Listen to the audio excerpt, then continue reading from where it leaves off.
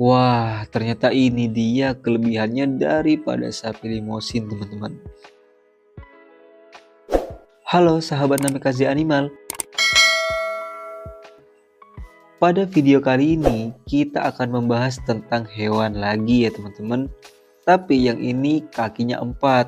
Tahu nggak kalian itu apa? Kita akan membahas tentang sapi teman-teman.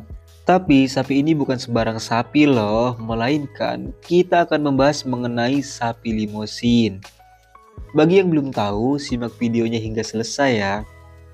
Jadi, sapi limosin adalah jenis sapi potong berotot yang berasal dari daerah Limousin dan Meurthe di Prancis. Breed ini dikenal sebagai limosin di Prancis. Sapi limosin ini secara alami memiliki tanduk dan memiliki warna coklat gandum yang lebih terang hingga warna merah keemasan yang lebih gelap. Meski